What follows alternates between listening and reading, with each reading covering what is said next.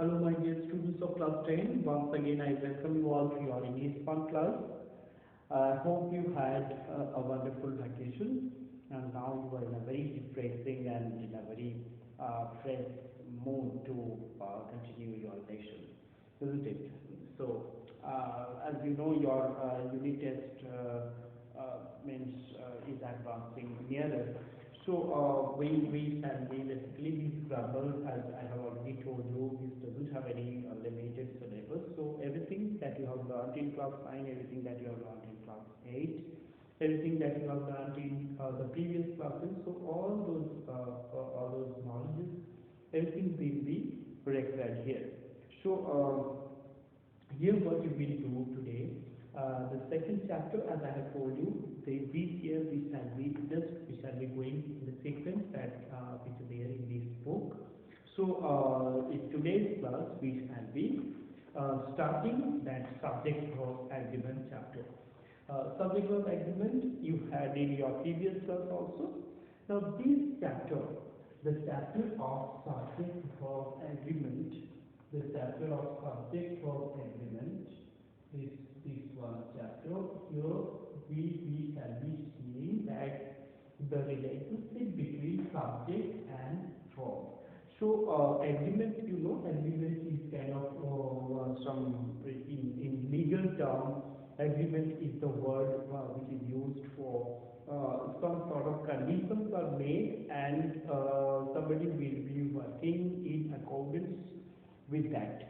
So that is an agreement, a legal paper where some rules are written and somebody needs to follow that. So that is an agreement which is imposed on that person or on that particular individual. But now here, what you will see that in subject verb agreement, we will find that subject, when it changes, how does the verb also change in accordance to the form of the subject, in accordance to the number of the subject. So form basically will be depending on the number of the subject or the person of the subject, and then it will define or it will decide how the verb is going to be. So that is what the core concept of subject verb agreement. So the agreement is between the subject and the verb, and we know that as the subject will be changing its form, similarly the verb will be there in accordance or keeping a parity with the subject. The verb will also get changed according to the grammatical rules of number of tenses and of the using the auxiliary verb. Okay. So auxiliary verb, the helping verb, I don't think I should repeat those, but once again I just very short and shortest we could say recapitulation. As you know, these verbs according to their word, these are divided into few categories: the main verb and the auxiliary verb, and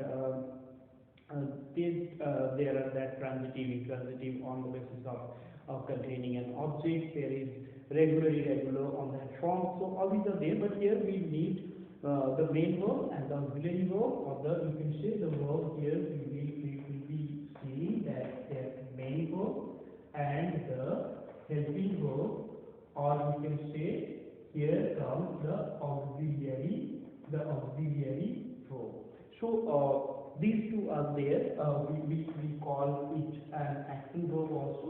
So main verb or the action verb, which denote the exact, or you can say the concrete action, like you can say like reading, writing, working, running. So all these are the main verb or the action verb. Now the auxiliary verbs, these are again categorized into few other parts, like if we find here do verb, which is do, did and does, and then you will be finding here the be verb, which are the am, is, are and was, were. Then we will be finding here the have verbs are the has or had, and then we will be finding here the modals. Okay, which are the modals? These can, could, shall, should, will, would, may, might, then your up to used to, need, dare, must. All these are there, but these last few words which I said, those are not, those are very rarely used. So we use can, could, will, would, shall, should, may, might. All these words are used as modal phrase. So these are the helping verbs, and these helping verbs basically when we are reading this subject verb agreement, we need to have the concept of where do we use which verb, where do we use is and are. So as all these things are you have learned in your preliminary at your preliminary stages, like in the very early days of your school. So here what you will have to do is that you will have to know that also the rules of tenses, that in your simple present tense, that where the subject is third person and singular, so that time what kind of changes are there in the verb. So we have seen that time there will be s or e. So we have seen that s or es will be coming there in the simple present tense. So what you need basically here in this, when you are going to start this chapter, what you need a helping verb, auxiliary verb that comes in, you need main verb, action verb that comes in, you need that first person, second person, third person that comes in, first, second, third person that comes in, you need that person that comes in, you need, and also you need the rules of tense. Okay, the rule of tense, that also you need. So all these three things, all these few fundamental things come together. They will be coming together. They will be there where you need the knowledge of all these chapters in order to have this, in order to start this chapter. Subject of agreement, we need to know the person, we need to know habit verb or the auxiliary verb, we need to know the classification of those, and uses of each. Where do we use am, is, are, where do we use has, have, and had, where do we use this do, he, does. So all these things you need to know, and then you come to learn the chapter subject verb agreement. Now when we come to learn the chapter subject verb agreement, another important thing also that you need are the pronouns. Basically those possessive pronouns and some sort of indicative pronouns also. You need that conjunction also. So all these rules of grammar comes together because as you know, I have already said that ICSE, they don't define, they don't particularize any syllabus. Rather they leave on you that whatever you have learned till now, all those things will be there. So what you will have to do is that you will have to learn all these things. You will have to have a very clear and vivid concept of all these things when we are going to start our subject of agreement. So now you go to your page number 33 of your book, of your total English book. So what you will see here, the verb must agree with the subject in number, person, that is the verb should be of the same number and the person is the subject. So this one I just said. Number also you need here, the singular and the plural number. So you need number also, which is singular and plural. So all these concepts, these will come together. The first one which is given, and as I have said, that subject verb agreement, basically the rule is that when the subject will be changing its form, in accordance with that, your verb will also be changing its form. So the first one rule which is given is that two or more singular subjects connected by and is always considered as plural. So this is a very simple one, and I don't need to give the example and all these things, because you know when we use and the conjunction, we means two separate persons or two separate subjects are there. So we together we make it a plural subject. So when we say that he and his brother, we will be using were playing. Okay, so when we will be saying that some people's name will be saying Omid or Bhavan our Anamitra, they means they were playing. So we will be using all these things. No, when we will be using and, that means we will be considering it as a plural subject. Then two or more singular subjects preceded by each and every connected by and will be considered as a singular subject. This is important. This one you need to understand. When we will say every person and every animal, that is when we are using every no, that time it is becoming a singular subject. So the example is also given: every man and every woman was thoroughly dressed. Every man, woman and child in the village was vaccinated. Very good example though, in the present context of vaccination and all. So the second one example: every man, every woman and every child in the village was vaccinated. So when we use every, that time though we use and, if we use and also, but together it will be considered as a singular subject. So when we will say every woman and every man, we will use was vaccinated, or we will be used was thoroughly trained. So you will find that, as you know, these rules you will once again you will read those rules, okay, or from your grammar book, any grammar book which you are having. So you read the rules of helping verb, like where we use was, where when we use and is for the singular subject what we use, and for the plural subject what we use. All those things you read once, okay, so that you can understand it better. Those things you will be reading. Then coming to the third rule which is given: when two singular nouns refer to the same person. When two singular nouns refer to the same person, we will be using at. We will be using it. We will be using it as singular. Like the same person was dancing and the same person was singing. So we will be saying that the dancer and the singer is dead. That means it is the same person. And this is very really used, these kind of phrases, or you could say these kind of things are very really used. We can say the person who was dancing and the person who was dancing and who was singing, the person who was dancing and singing was dead. That means the same person was dancing and the same person was singing. So there is nothing much to understand here. Here means one person having having two qualities, so the singular subject will be used. Then, when two singular nouns refer to two distinct persons, that will be plural. Obviously, these are very easy and very simple rules. I'm not discussing these simple rules again because we have got only one class in a week and we have a vast syllabus. When two singular nouns refer to the two distinct persons, so that will always be regarded as plural. And then when two subjects together express one idea. So when two subjects together express one idea, we have seen these kind of things. There is a controversy in when we say time and tide wait for none or wait for none.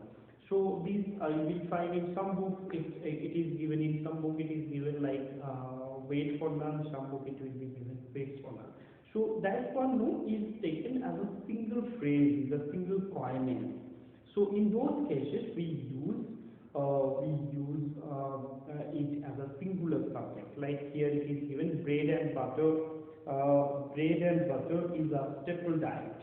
Law and order is the main problem of the village. So here you will be finding that these are when these two words are taken together and then and in the middle. So this is being taken as a singular subject. So bread and butter is a singular subject, or you can say is a singular coinage, or you can say is a singular. It is being used as a singular phrase. You can say so. Here it will be regarded as a singular subject. Then two or more singular subjects connected by or, nor, either, or neither, nor. So again, this will be regarded as a singular subject. Neither you nor I was informed. So neither you nor I was informed. Why this is being taken as a singular subject? Let me just write it here. That neither you, what is given? Neither you nor I was informed. The which is given is that neither you nor I was informed. So this is what is given. So neither you nor I was informed. So here you can see that these are, where these are used, no, as if these are being used as a singular space. If you see the clause of this one, no, you will be finding that this is someone, the subject of this one is a separate subject, and the subject of this one is a separate subject. So this doesn't have a kind of, this doesn't make it plural, because you were not invited, I was not invited. I was not. You were not informed, I was not informed. Now here another thing that you will have to notice is that when such kind of thing comes, when a second person subject is there,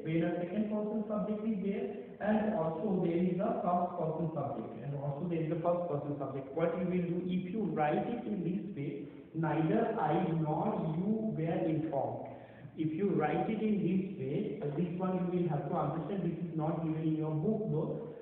Neither I nor you were informed. Then you remember that you have communicated it as a mistake. You have done a wrong here. Because when such kind of a scenario will be given, where you are given a second person and also there is a first person, so what we will do, we will bring the second person first and then we will be using the first person. And then the verb which will be used here, the singular, as we know, yes, the singular subject we will have to use. So the verb which will be used here will be in accordance with the first person which is given. So when a second person subject and the first person subject, both the options are there, you will have to use them together. So what you will do, you will bring the first person at last and you will bring the second person in the beginning, so that the verb which will be used here will be in accordance to this one, in accordance to the first person which is given here. Okay, so this you will have to remember here. Next which is given is that two or more singular, so that we discussed, subjects of different numbers connected by or, nor, either, neither, nor, the plural subject comes nearest to the verb. So Hammer or her friends have made this painting. Neither the director nor his employees were present in the conference. So this one again, once again, this one is once again your the rule which I said here, quite similar to that. So what you will have to do, when you are given the subjects where there is a singular subject, that means there is a single person and also there is a plural person. So what you will have to do, you will have to bring the plural subject last and you will have to bring the singular one first. So Hammer and her friends. You can't write that Hammer's friend and she have made the painting. If you do like this, that will be wrong. So what you will have to write, Hammer and her friend. And also we will have to bring the noun in the beginning, then only we can bring the pronoun like her. So here the order will be, first there will come the singular subject. When you are given the options that you have to use in a sentence, there is a singular subject and also there is a plural subject. So you will have to use them both. So what you will do, singular subject first and then the plural subject, and the verb which will be used, the auxiliary verb which will be used, or the helping verb which will be used, that will be in accordance with the last one, that is the plural one. So what you will write here, Emma and her friends have made this painting. You can't write Emma's friend and she has made this painting. If you write it in this way, that will be wrong. Next one, subjects differing in number or person or both connected by and will be regarded as plural when you are given subjects like this. You, he and I are members of the same club. So here you will have to use it as a plural. What you are doing? You, he and I. You and he are repairing the car. So what you are doing here, when many subjects are given, where there is you, he and I, all these subjects are there. So what we will do, once again we are bringing I at last and we are using are here. And then you and he are repairing the car. So here once again we are using the plural subject. So when the rule is that the subject differing in number, the subject differing in number or person or both connected by and. So here you can see you is second person, he is third person, and I is first person. So in these cases, what we will do, we will call it, we will take it as plural, and this will be regarded as a plural subject. This way you will be doing this last one.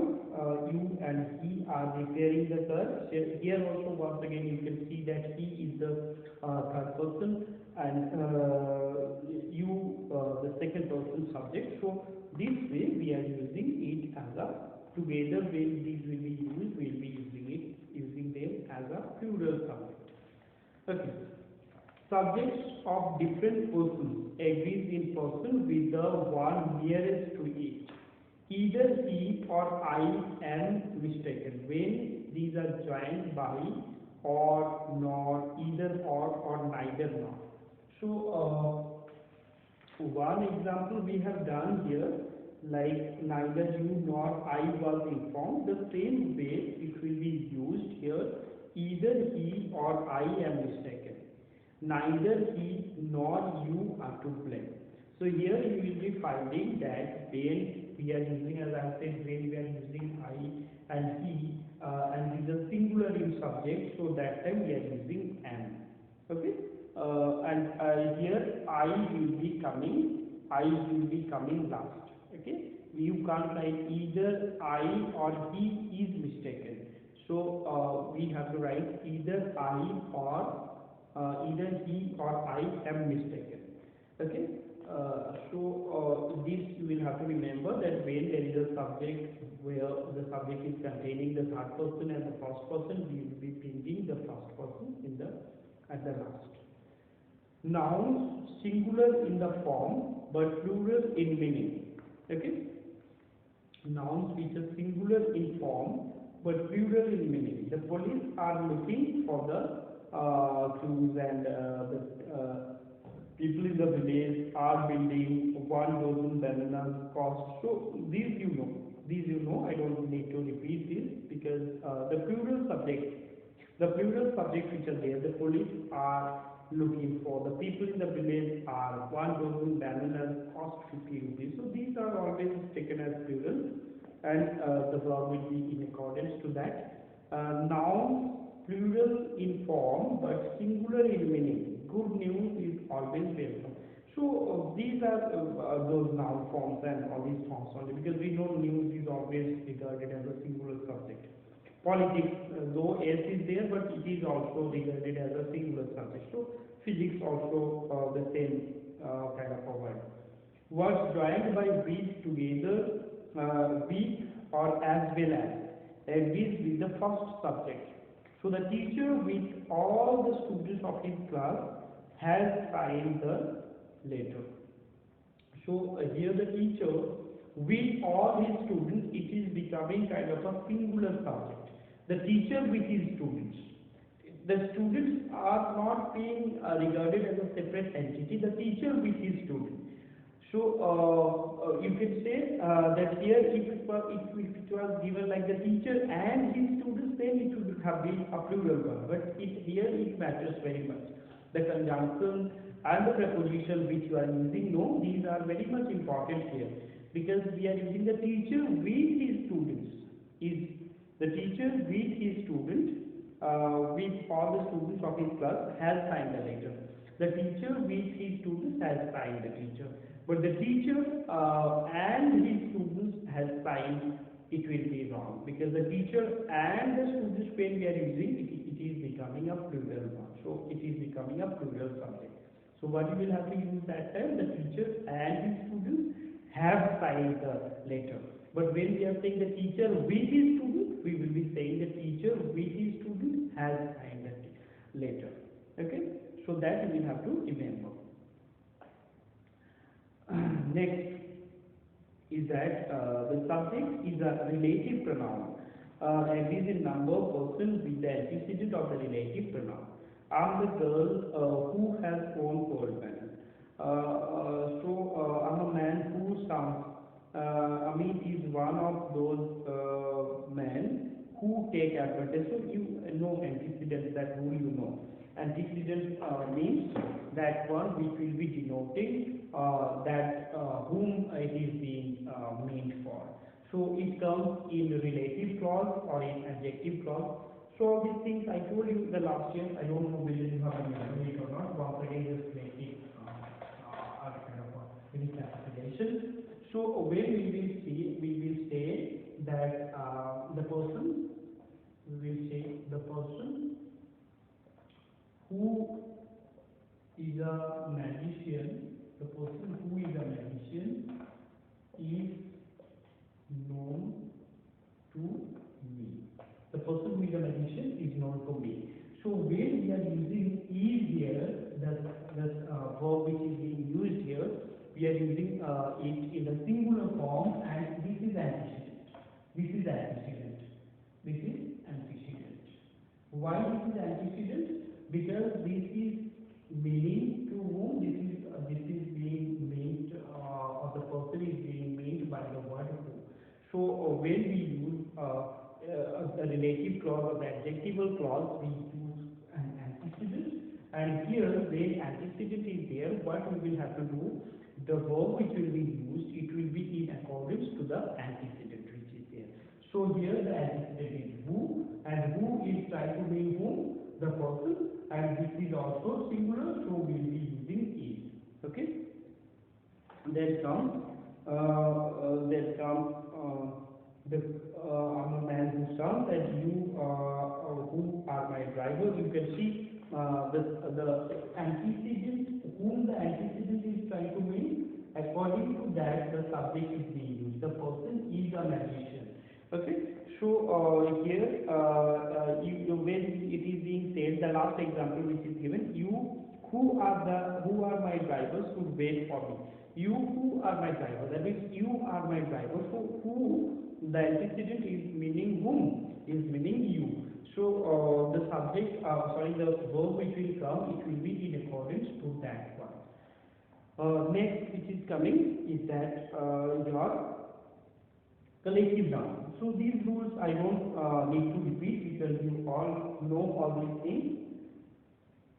You all know when a collective noun is used, always we use the singular form of it.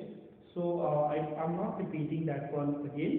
The class is making noise, the crew was large, the team has won, the jury has given its verdict. So all these are regarded as a singular subject. Then a collective noun refers to the collection separately as individuals of which it is formed, it is regarded as plural. The crew were taken prisoners. The crew were taken prisoners. The jury are reconsidering their decision. So what is being said here? A collective noun refers to the collection separately. So when it is being said, the jury, they are reconsidering their decision. So when that kind of word is there, no, there or this word is there, are taken prisoners. The crew were taken prisoners. So when these kind of cases come, where you will find that the subject which is being separately made. So when it is being said, the jury is reconsidering the decision, reconsidering their decision, that is the total board of jury, or you can say the total the team of Sudhir is being made. So here each person is reconsidering his decision. So if you see it as a unit or if you see it separately, you will be finding that it is being made that separate these persons are trying to reconsider their decision. Where a noun denotes the name of the place, an institution, or the title of a book. So when the noun denotes the name of a place, institution, title of a book, it is regarded as singular, very Chinese one, very Chinese rule is given here. And order is followed for placing the subject in different persons in a sentence. Generally, the order is used second person, third person, and the first person. So you, she, and I. So this you should remember. So we follow this sequence. We use the second person, and then we use the third person, and last comes the first person. So second, third, and then first. So this way, when you will have to use three persons in a subject, the subject part you will have to use three persons which are of different categories. One is first person, second person, and third person. You bring the second person in the beginning, and then you bring the third person, and then you bring the first person. Okay. However, in case of sentences where a confusion is made, the order is reversed: first person, third person, and second person. I, he, and you have told and I. When a confusion, that means it is leading to a situation where everything has become topsy-turvy, everything has become very much kind of messy, chaotic. So that time you also make a chaos in the subject pattern. So I, she, and you have told a lie. Either I or you are the culprit. So here in the confusion, you also are making the confusion much grave. So all these things are there in both the above cases. The verb agrees with the person nearest to it. So the verb will be used as per the last subject or the last subject which is being used. Either you or either I and you are the culprit. So you is the subject which is being used last. So that will be according to that the verb will be decided. So what we will do, we will be stopping here. The other day we shall be starting from here. Okay, we shall be completing this chapter the other day, and then we shall be doing some writing part also. Okay, so that's all for today. Have a very nice day. Thank you.